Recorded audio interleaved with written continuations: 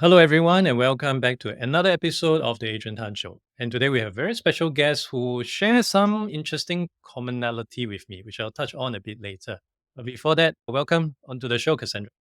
Hi, Adrian. Thanks for having me today. I'm very excited to be on the show with you. And also, yes, I also realized we have some similarities. And the commonality that I'm talking about here is the fact that you started this business.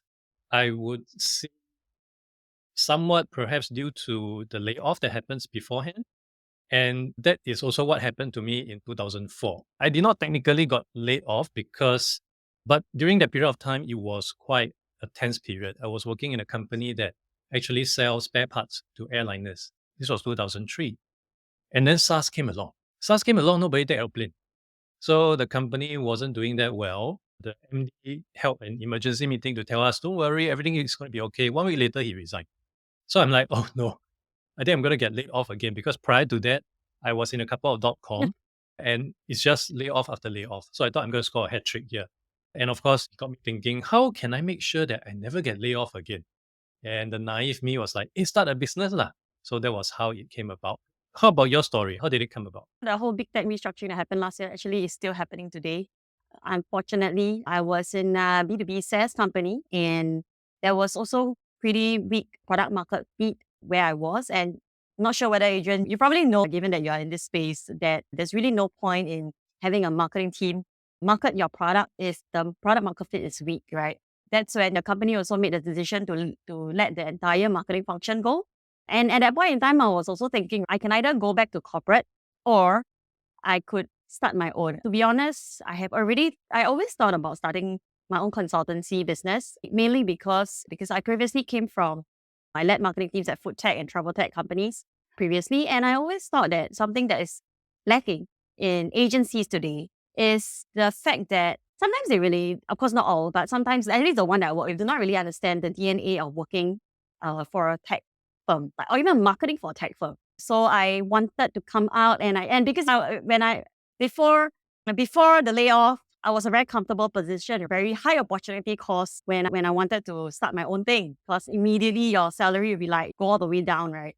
So that's when I thought, hey, it's now or never. I have great people who was also facing the same situation as me, also being laid off. And I just thought maybe we can come together to create a consultancy agency that bridges that marketing expertise gap in tech companies out there.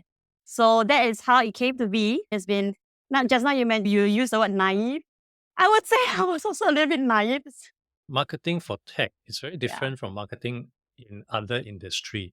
Could you elaborate more on that? How different is it and how would it shows in your strategy and education? I have like more than 12 years of marketing and partnerships experience in various industries. I started out in real estate, and then after that I moved on to FMCG.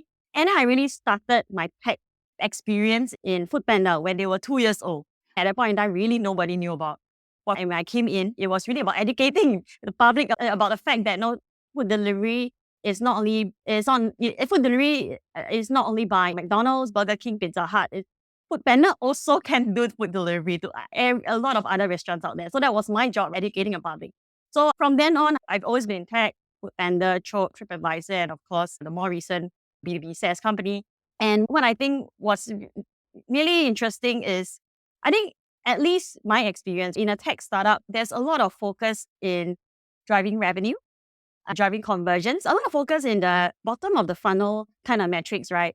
Which might not be the same in a bigger organization or in a more traditional setting where when marketers generally do or generally look at what more upper of the funnel metrics like your brand awareness, your website visits, your impressions, your eyeballs. So it's a very different, I would say quite different in terms of the funnel.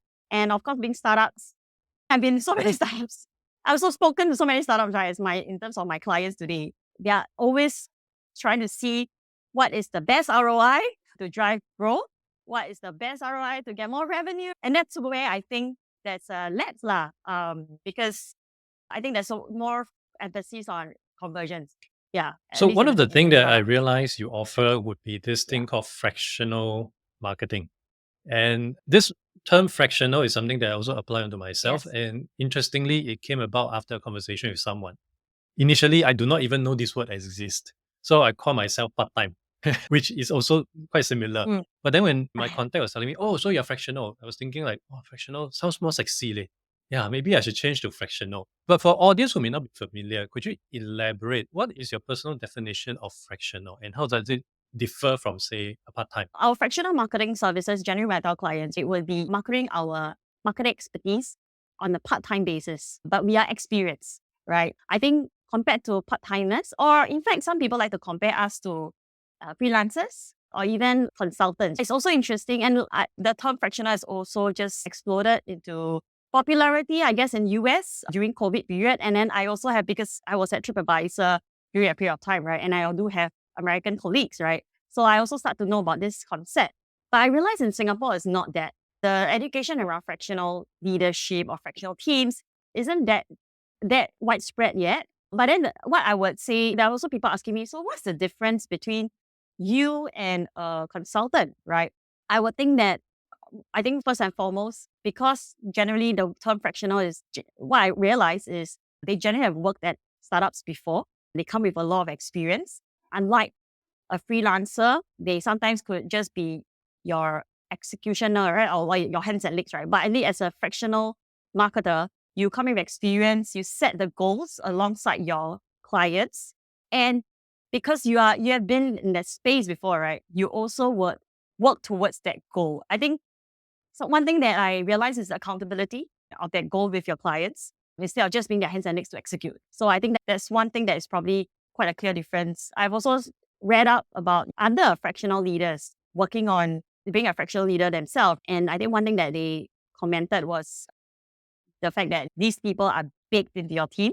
They are not the contractors, right? They actually sit down with your team, really trying to understand a problem, trying to come up with something together and work towards a goal, right? In terms of how we execute. I would say there's a difference. Yes, the key difference would be really you are embedded into the team. I would say you're treated no different than an employee. But of course, your relationship with the company is more of a supplier customer kind of thing. So there's good and bad to it. The good thing is I can cycle through different projects. Mm. Things will always be fresh. If I'm sick of one, I can go to another one. If I don't like this customer, I can drop it and then move on to another one after my contract is over. Of course, with all good, there's also bad lah. Like for instance, actually right now, I'm on 1 month hospitalization leave after my surgery. But next day I have to start working on it already. So it's Yeah, okay, it's I'm so okay. I'm sorry actually to feeling good, hear but that. it's a waste lah. I cannot apply the 1 month MC. I never got that 1 month MC before. But that's another story altogether. So I want to understand though, when it comes to all this fractional work, is there something that perhaps other industry might be open to as well, in your opinion? Today, even when I talk to some founders in the tech sector, right, I tell them I offer our marketing service on a fractional basis. Some of them ask me, oh, what is that? And I'm interested to know more because I think there's a term that we are not that familiar with. With that said, I would also say that I also spoke to F&B companies because that's where I also came from, right? So the value is there, right? Open to the concept, right? As long as we can drive value. I wouldn't say that it's just purely applicable to the tech sector, but of course, the first mover, it has been fronted by the tech sector, right? Like people from the tech sector call itself fractional, and of course, this services is very popular. Is generally more well known in the tech sector, but in traditional companies, it's also fine. So when you start speaking to all these more traditional companies about the concept of fractional, what are some of the challenges or perhaps some of the misconception that they commonly raise to you? Beginning, they will say, okay, what's the difference between you and a freelancer? What's the difference between you and a consultant, right? And like, if I have a marketing team already, do I really need you? These kind of questions do pop up. And that's also why we do offer two kinds of services lah. One is hiring our team on a fractional basis. The other one is basically hiring us by project, which is a very traditional, very like the traditional agency model. And how do you select perhaps your pool of Yeah. fractional marketing people? I would imagine you probably have some of them on standby, a group of them that maybe you solicit when you have new projects. How do you go about shortlisting them? Ex-colleagues, connections that I've worked with before, and I can guarantee their quality of work lah. So that's how I select my team members. That said, I must also say that Otter Half has been around for 9 months, relatively new. And we, so far, I think apart from Refresh, which is a sustainable fashion brand who engaged us as on a fractional basis for partnerships program, we are still trying to grow that fractional business because as with every other client, because we are new, right? Of course, sometimes that could be being on this show might give us some credibility. But that said, when clients talk to us, they read about us, they want to try us out first, right? And that's when they hire us by project. Then they realize, hey, actually, there's a good fit. They actually really can drive value. And that's when they continue this relationship through my fractional model, my fractional marketing services. So far, we've worked on Refresh on this. And very interestingly, with this 3 months engagement, it was also my proof of concept because I'm not sure whether it might work. So I went to them and they say, hey, Cass, I think you have experience in partnerships, very interesting. And we ongoingly always have this inbound from fashion brands or mall operators or malls coming to them and say they want to partner, but there isn't a program that they can recruit these partners in, right? So that's when we came in, developed a program alongside them, even lead source to put the right partners in front of them. I even helped to pitch on behalf of the founder and managed to secure 3 partners for Refresh. So that also helped them in close to 40,000 savings in terms of value. And eventually they're quite happy about it. So that actually gave me some confidence of, hey, maybe this could work out. Right. So after that, I started to talk to other people and this is our case study. Thankfully, they are very nice people. They allow me to use them as their case study, right? And now I'm actually getting interest. But of course, usually they'll start with a project first. And then after that, they thought, hey, I think our fractional services could work. And there's flexibility to it. So maybe, we can work on that route. Since you have already been doing this for some time, for people who may aspire to get into this fractional space, be it marketing, finance, whatever it is, anything you believe they should look out for, any prerequisite they should achieve first before they even think about crossing the fence? You would have already been very good in a niche. Whether or not you're in marketing or a niche within marketing, right? And I think that's number one. I think secondly is you are quite experienced, right? And I think experience, depending, some people experience meaning as a fractional CFO, CMO, CHRO, your experience can mean more than 10 years. But you are just trying to be a fractional, I don't know, marketing lead, then maybe it can lesser, right, in that space.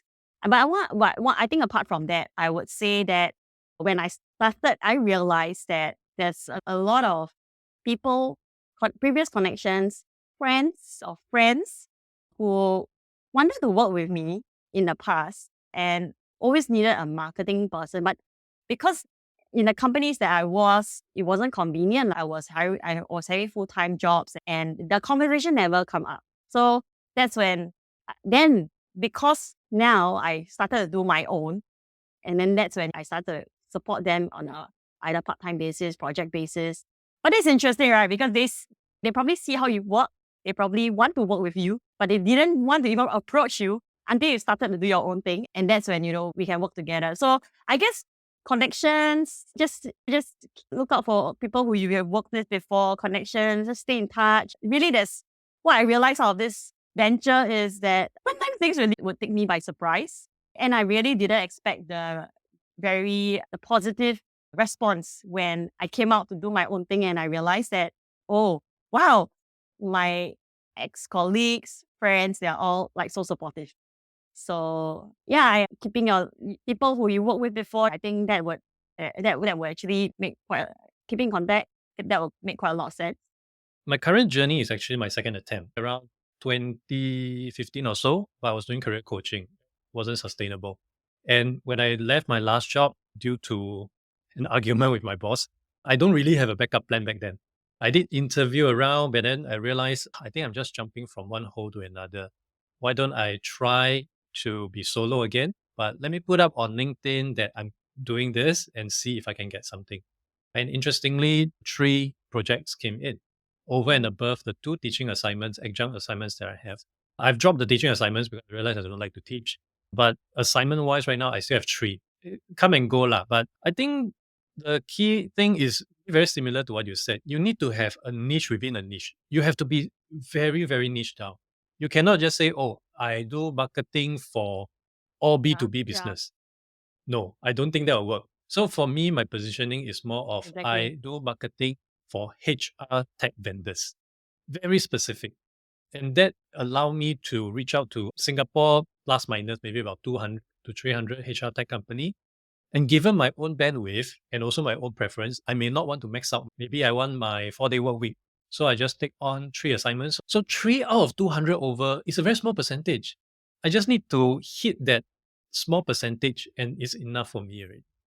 So I think the niche has to come first. Then of course, once you have the niche, you really have to broadcast the hell out of it and try to maintain that consistency across all your positioning. I actually learned it the hard way. I think 2, 3 months, because when I started out, right, I wanted to be a marketing consultancy agency Mhm. that helps tech company grow, with no idea of what stage of growth the startup's gonna be, what Mm. category. I thought I can do it all. But I realized after talking, so how I narrow it down is after talking to B2B, because I think one of my strategies is also to reach out to VCs, accelerators. And I think just so happened now, I guess the climate, a lot of B2B firms are being Mm. invested.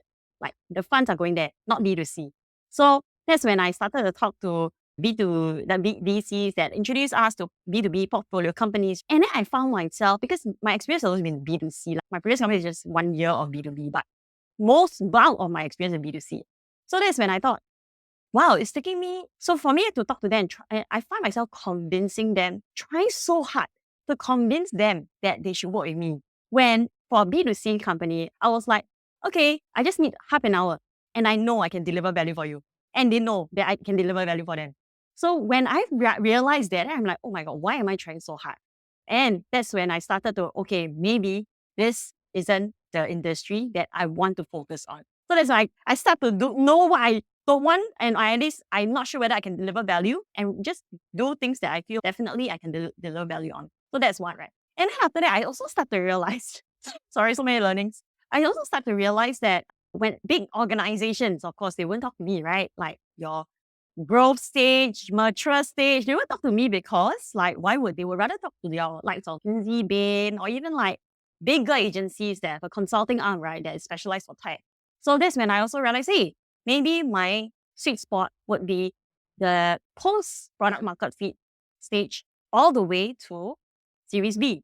And that's how I start to narrow down my post. Maybe agent, we talk next 6 months later when we talk, maybe my niche will be, my focus will even be narrower. But at least this is where I feel my sweet spot is. Yeah, I Yeah. think it's always good to start really narrow because it's easier to go narrow and then go wide rather than the other way around. But to start off from a stance of what you don't like, I think is a good direction. You may not know clearly where you want to hit, but if you know it is not the east, at least you won't go up in the east direction. Lah.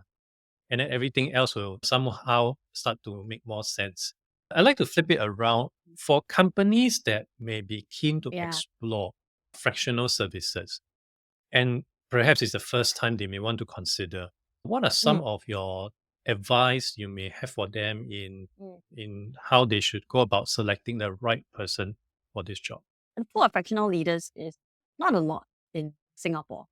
I think that's number one. I think secondly, with that, then finding the right one is even tougher. But as with every other, I guess, as with every other interview process, right? If let's say a founder want to interview potential marketing lead hire, I mean, I'm talking from a marketing point of view, like or CMO or even like VP of marketing hire, some form of firstly chemistry. Secondly, I think the belief that the business would do well, right? And the candidates believe that the business is heading to somewhere, and also believe that, I guess, in terms of the track record and experience, they must have done something similar that you are trying to get out of this. They must have delivered some growth metrics or marketing metrics in the past in the work that they did. So that roughly they can have amazing culture fit. Depending on what stage of the business it is, they can have amazing culture fit, but then if let's say they don't really have the experience that you need for them to drive the business forward, also then it's not a match, right? I believe I really do feel that it's really like a hiring a marketing person or marketing lead, but just with the awareness that they are not with you full time. Yeah, but they will be attending your meetings. They will be aligned with you in terms of your OKRs or KPIs, and they would drive your matrix forward, or at least execute. And that for me, I execute with my client lah. So at least for me, execute alongside them, provide some advice so that they are headed towards the right direction. Because you're experienced, right? But maybe the founder isn't. And sometimes the founder may have like tech background, and very little business background. So that's when I think your value to the founder is even more. Actually, I feel Singapore has quite a number of such persona. It's just that we had never started with calling them fractional. We call them consultant. There are plenty of consultants. Of course, some of the consultants just come in, lip Yeah. service. But I also do know consultants that actually roll up their sleeve and operate no differently from how we describe people who are doing fractional work nowadays. I guess it's more of a alignment of terminology. And also, I personally would not want to be associated as a consultant now, because consultant, chances are there's always some back annotation to it, right? A consultant is like trying to sell you snake oil and all that. And usually it just come in and tell you to do this.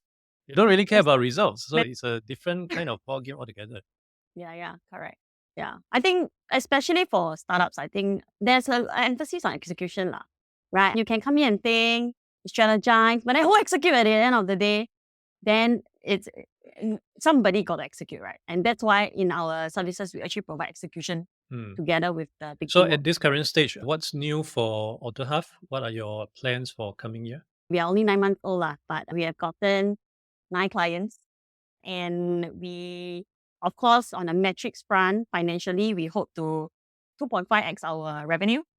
And in terms of client, to be honest, I don't really need to 2.5x my client. I just need to make sure that they stay with me, right? Because it is also a reflection of how well we are delivering value if they stay with us, right? That said, I'm expanding my team a little bit. Even though I have 6, 7 people in my team, I'm the only full-timer. But next month, in fact, this month was today's 1st of Feb, I'm converting one of them from a part-time hire to a full-time hire. Finally, I'm very glad to be able to do that, because I've always thought that my team have very good people, and I always want to convert them to full-time, but then I just feel like, oh my God, but cash flow is an issue, right? So thankfully, I'm now able to do that. And I'm also hiring an intern lah. But slowly but surely, I think we will be able to get there. And in fact, in the next 2 years, 3 years, I do hope at this lofty goal of hoping to be that marketing agency that any B2C or D2C founder or marketer want to work with when they think of marketing. I hope to be top of mind in these people's mind. Last question before I wrap things up. Why the name AutoHub? Glad you asked. I think I am.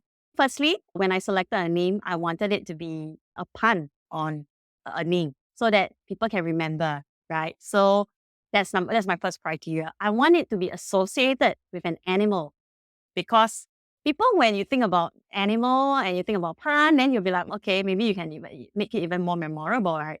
I think that is too. So we chose otters. Also another meaning, because I'm personally a Singaporean and we are a Singapore-based company, right? Even though we are remote. And I just wanted an animal that has some significance to every Singaporean out there. So that's the reason why we call ourselves AutoHub, the other half of your business. And I think more than that is also why Otters. Another thing is also because the founding team, we were being let go, right, in our previous company. And how Otters are like, they generally like to hunt in groups, and they really support each other in times of bad, right? This is also a reflection. Their personality is also a reflection of what we went through. And we just thought like everything just fit so well together. For people who may be keen to learn more about AutoHub or to find out more about you, where can they go to? They can go to www.otterhalf.co, and they can go to your.otterhalf in our social media platforms, whether it's IG, Facebook, TikTok, LinkedIn, to check us out. Awesome. I'll put all this in the show notes. Cassandra, thank you so much for coming onto the show and talk with us all things fractional. Thank you very much, Adrian. Appreciate it. Thanks for having me.